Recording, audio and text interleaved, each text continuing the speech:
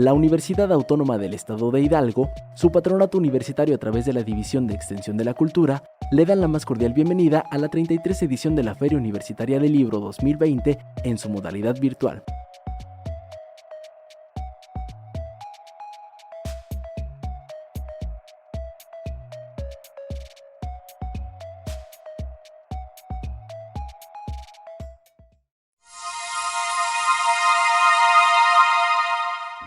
Hola, ¿qué tal? Buenas tardes. Es un gusto estar con ustedes en esta Feria Universitaria del Libro de la Universidad Autónoma del Estado de Hidalgo.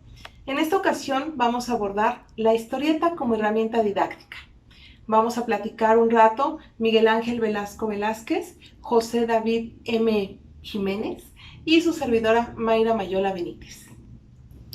Para comenzar, les voy a presentar algunos ejemplares de historietas publicadas aquí en México.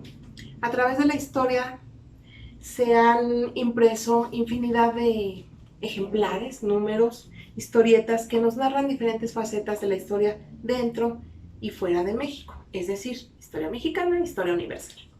Pero bueno, títulos como Epopeya, cuando la gente no tenía acceso a los entretenimientos que conocen actualmente los jóvenes, con los que ya nacen los jóvenes, el recurso inmediato era ir a los puestos de periódicos. No era como que hubiera librerías en la esquina de mi colonia o en cualquier biblioteca. Eran pocas realmente. Y las bibliotecas de las escuelas eran poco alimentadas.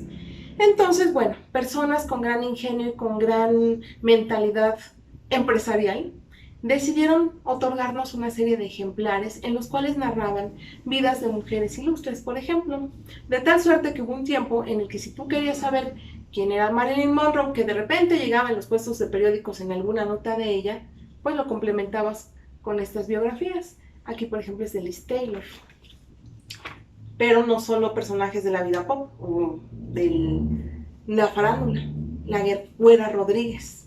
Teníamos biografías selectas. Este ejemplar es muy valioso, es de Leona Vicario. Revistas como Relámpago, El rayo de su tiempo, nos habla de la vida de Morelos y sus hazañas. ¿Nos interesaba la música? Bueno, pues aquí tenemos la vida del gran compositor sobre las olas, Juventino Rosas.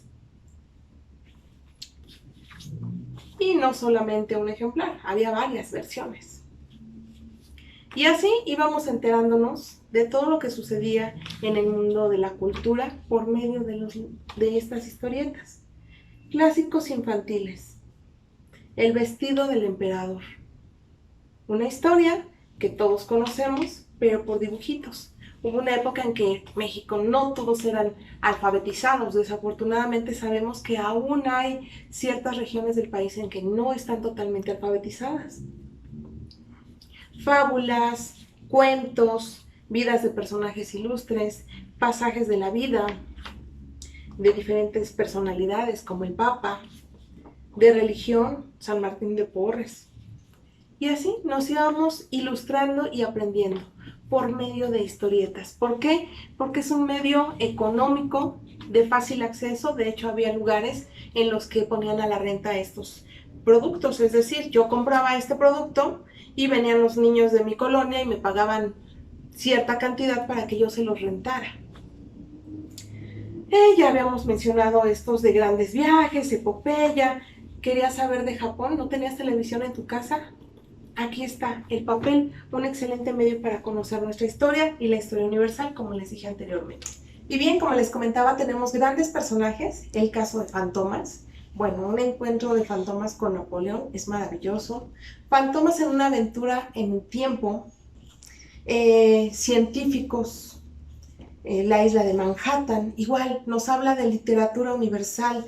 Nos habla de elementos que en México, cuando se leían estas historietas, eran pocas las personas que habían traspasado las fronteras, pero gracias a esta literatura podía volar su imaginación, podían conocer las grandes obras de arte de Europa. Porque obviamente la literatura, las enciclopedias eran los medios de fuentes de consulta, pero eran muy caras. Y, por ejemplo, aquí tenemos uno sobre Buda. De igual forma, son tan didácticas que nos hablaban de los tarahumaras. ¿Qué quiero decir? Nos hablaban de los deportes en México y en el mundo. Nos están narrando quiénes son los tarahumaras, grandes deportistas, grandes corredores que actualmente si yo googleo encuentro la vida de ellos, sé quiénes son en su historia, en su contexto histórico, geográfico. Sin embargo, en los tiempos en los que este era el recurso didáctico, corrías a tu puesto de periódicos y ibas a encontrar una cantidad impresionante de temas. Obviamente todo esto fue con el curso del tiempo. Esto es hacia 1960, 1970. Los medallistas olímpicos, la historia y origen de las Olimpiadas. No es solo encontrar muñequitos o entretenimiento sin chiste, no, todo tenía un contenido. Obviamente sí hay diversificación, sí hay varios contenidos de entretenimiento estrictamente, pero si nos damos cuenta, estos dibujos nos aportan cultura general. Excelentes trazos, excelentes dibujos. Vean, por ejemplo esta, 1968. Y vean la calidad con la que todavía está conservada. La calidad que algunos empresarios nos daban en cuanto al papel nos ha permitido todavía disfrutar y poderlas hojear. En México, en la década de los 80s, hubo muchas iniciativas por parte del gobierno, así como la hubo en los 40s, 50s, para alfabetización, pero este momento de los 80s ya no era tanto para alfabetizar, era más bien para llevar la cultura a los hogares a un módico precio. Había kioscos especializados en el cual nos ofrecían episodios mexicanos. Nos platicaban la historia de México, bueno, hasta dobles los tengo yo siempre, en diferentes pasajes de la vida en México. Historia de un pueblo, la revolución, la independencia, la división del norte, novelas ilustradas. Aquí se regresó a un viejo concepto en el cual en México originalmente nuestras historietas, por aquí debo de tener una, sí tengo, nuestras historietas versaban de lo siguiente: 2 o 3 hojas para una aventura o un título. Entonces podíamos encontrar Almas de Niño, Pepe el Inquieto, que después es de Gutse, pero después fue Los Super Sabios, no sé, Los Super Locos, por ejemplo. Entonces eran varios títulos en un solo ejemplar de entrega diaria. Retomando esa idea que era de los 30s, 40, en los 80 vuelve ese concepto, pero con novelas mexicanas, El Periquillo Sarmiento, por ejemplo. Y venían 4 o 5 páginas del Periquillo, acompañado esta es de la Guerra de los 30 años. Ediciones de bolsillo de un acceso muy económico para la gente que andaba a pie. El año 2006 se tiraron 27,5 millones por parte de la SEP de ejemplares del Periquillo Sarmiento. Se retomaron estas aventuras que estaban ilustradas en novelas mexicanas. El ilustrador fue un gran y distinguido hidalguense, don Sixto Valencia, y don Sixto autorizó para que la SEP publicara estas ilustraciones nuevamente. Les reitero, año 2006, se repartió en todo el territorio nacional como parte del fomento a la lectura. Y bueno, así han pasado décadas de fomento a la lectura en México. En diferentes etapas ha habido apoyo gubernamental, ha habido ocasiones en las que han sido totalmente indiferentes, pero siempre ha habido empresarios y editoriales preocupadas por publicar. Y bueno, sabemos que hay grandes personajes como Rius, que en toda su obra nos da una lectura sabia, inteligente y con mucho contenido.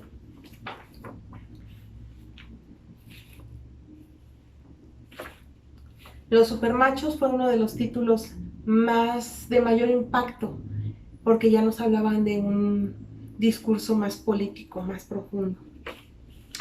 Pero bueno, así era Rius. Y gracias al ingenio de personas como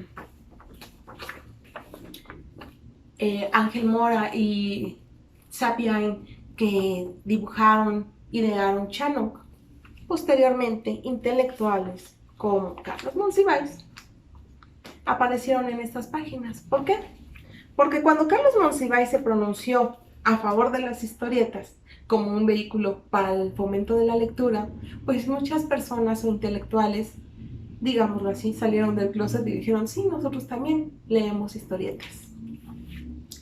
Las historietas van más allá de simple papel o de una historietita. Hay muchas que nos cuentan muchísimas historias que nos enseñan, nos ilustran, nos llevan a un lugar de imaginario o nos llevan a viajar gracias a la imaginación. Estimula la imaginación, estimula nuestra inquietud por aprender, por conocer de personajes históricos, por conocer de diferentes lugares que nunca hemos viajado, por conocer a esos directores. Vean este habla de Woody Allen, el gran cineasta. Y bueno, pues mi invitación es, lean, sigan leyendo, sea historieta, sea libro, sea enciclopedia, sea en internet, no dejemos de leer. Muchas gracias. Hola, mi nombre es Miguel Ángel y hoy les vengo a platicar un poco sobre los cómics, pero desde una perspectiva educativa. Supongo que no esperaban eso, ¿verdad? Empecemos con un poco de historia. Los cómics, en la manera que los conocemos actualmente, surgieron a finales del siglo XIX y principios del siglo XX. Su forma de narrativa era un medio de entretenimiento e información barato y accesible para la mayoría de las personas, que no tenían acceso en su momento a radio, teatro o cine, y su difusión era a través de periódicos y revistas de la época. Sin embargo, debido a su naturaleza y origen, es decir, que tenían dibujitos, se les consideraba solo para niños o dirigidos a las clases bajas y que será un medio de diversión y no uno de aprendizaje. A pesar de eso, durante la Segunda Guerra Mundial, grandes personalidades en los orígenes de los cómics, tales como Joe Simon, Jack Kirby, los creadores del Capitán América, ¡Wow! crearon ilustraciones de personas, mapas de reconocimiento de avanzada, manuales militares y panfletos ilustrados a petición del Ejército y Fuerza Aérea de los Estados Unidos. A finales de los 40, el psicólogo Frederick Bertham escribió el libro titulado La seducción del inocente, en la cual describía a los cómics como una mala influencia debido al uso de violencia, sexo, drogas y otros temas adultos dentro de las historias de crímenes y horror que eran las más populares en ese momento, lo cual llevó al Congreso de los Estados Unidos a crear un reglamento llamado The Comics Code Authority, que establecía los parámetros de qué podía ser publicado y qué no. Cabe mencionar que desde su origen se han publicado historias diversas y no solo de temas de adultos en los cómics, pero dicho reglamento ayudó a regularizar el contenido de las publicaciones y su proyección hacia el público lector. En algunas ocasiones también lo restringió, pero se flexibilizó en los 70s y prácticamente desapareció en los años 90s. Stan Lee, por ejemplo, llegó a publicar algunas historias en el código, como el Amazing Spider-Man 96, que hablaba sobre el abuso de drogas. Lo cual nos lleva a que siempre hay argumentos en contra, también argumentos a favor. En los 60s y 70s, compañías como Marvel Comics trasladaron los libros clásicos de la literatura universal a un formato de cómics dirigido al público infantil y juvenil. Si no me creen, chequen la línea Classics Illustrated, Classics Illustrated Junior y Marvel Comic Classics. Muchos de los superhéroes son la representación ya sea trasladada de leyendas, como es el caso de Thor, Loki, Hércules, Drácula, o son proyección de figuras simbólicas, como el caso de Superman, que es el golem judío, la Mujer Maravilla, la reina de las Amazonas, Morbius, que es un vampiro moderno, que son tomadas de la mitología, la literatura, la historia y muchas otras fuentes culturalmente relevantes en la educación general.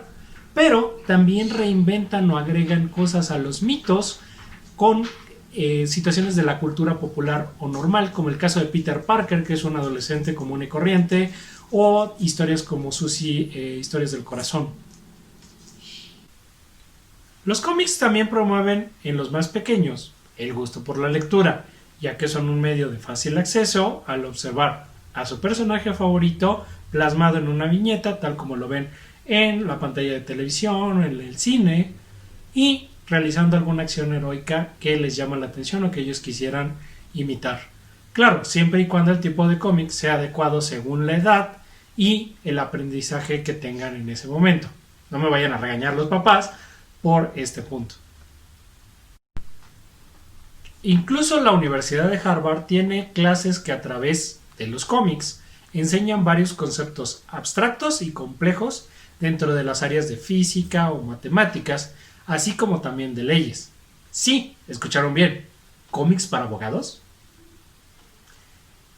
En algunas escuelas de Israel se usa el cómic Maus como texto ilustrativo también del holocausto vivido durante la Segunda Guerra Mundial, y en diversas universidades alrededor del mundo, incluyendo México, se imparten clases de ilustración y narrativa a través del estilo de los cómics. Estas son algunas de las razones por las cuales usar cómics en la educación, no dichas por mí, dichas por expertos. El conocimiento general del tema se representa con secuencias de imágenes clave, es decir, vemos todo en forma de imágenes.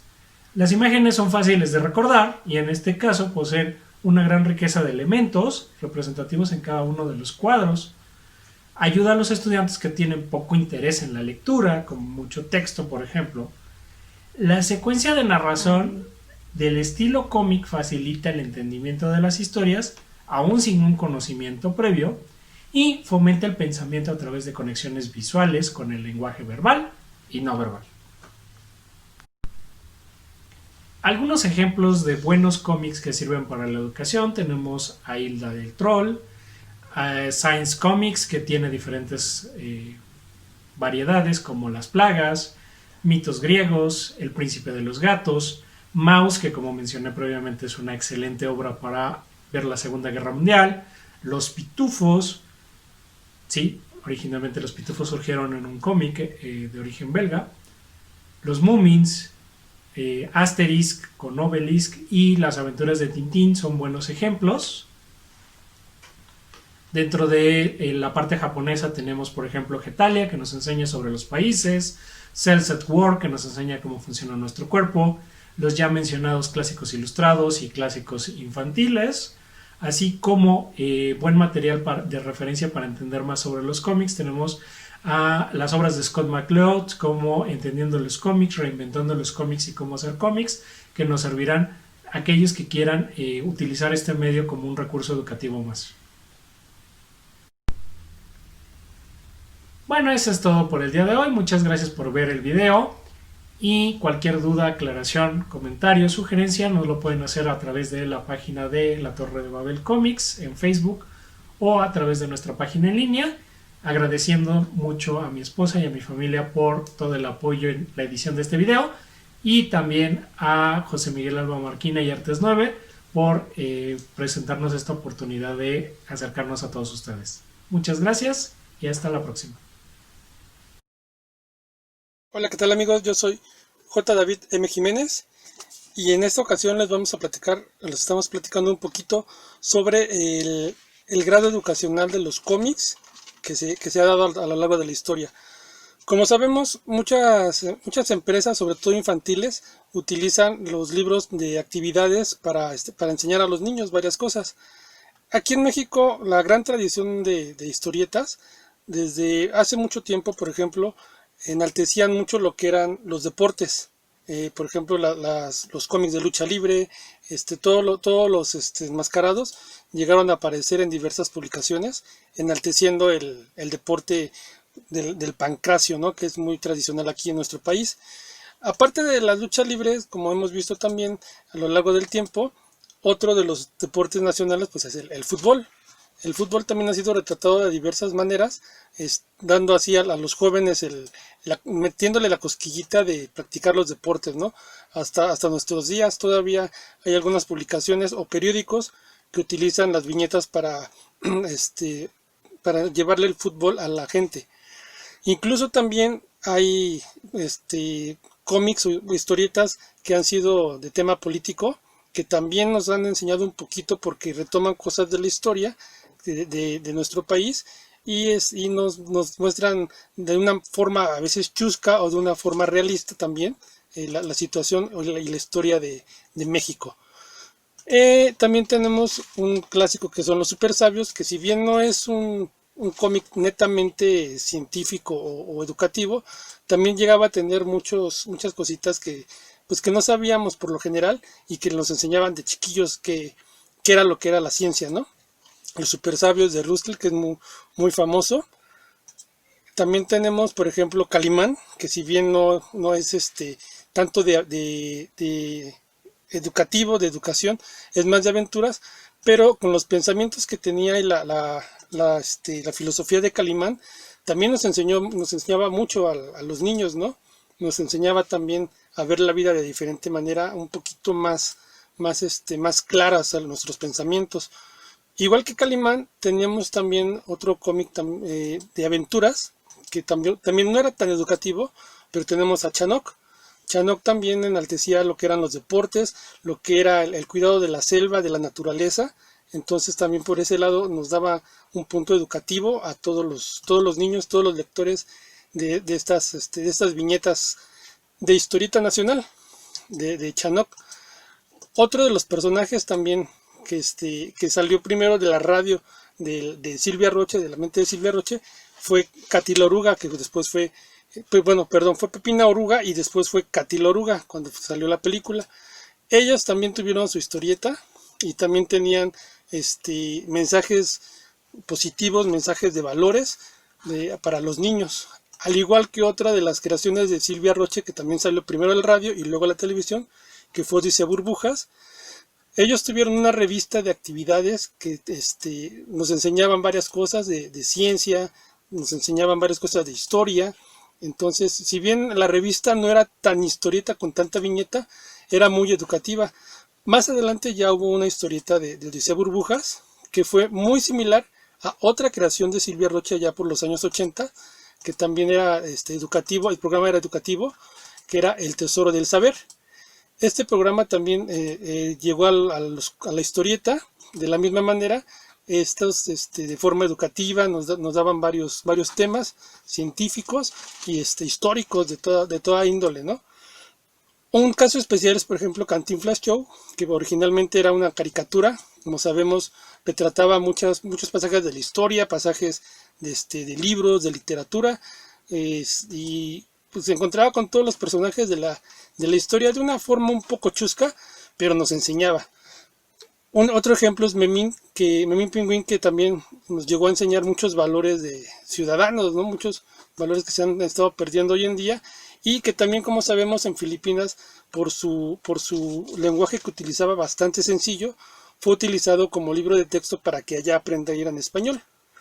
Así como Memín, también Las Aventuras de Parchís fue una creación de Óscar González Loyo, que también nos daba mensajes muy positivos, nos enseñaba varias cosas también a los niños, a ser nobles, a ser educados. Y de la misma forma, después de Las Aventuras de Parchís, Óscar González Loyo creó Karmatron, que estaba basado un poquito en los Transformables, en los Transformers, que eran los robots que se convierten de robots a vehículos. Y aquí en Karmatron llegaba a publicar algunos pasajes un poquito filosóficos, que después llegó a sacar en un solo tomo como el manual del guerrero Kundalini.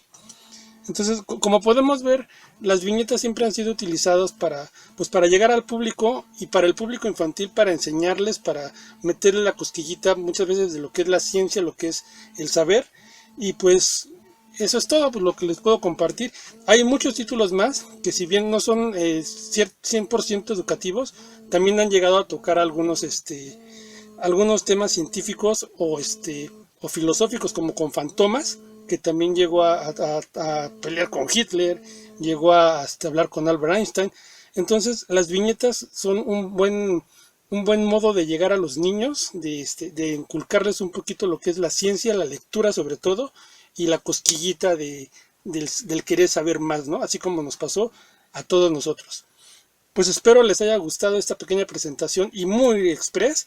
Nos estamos viendo muy pronto. Muchas gracias. Hasta luego. Recuerden, yo soy J. David M. Jiménez, y como siempre les digo, recuerden que leer un cómic diario mantiene una imaginación sana.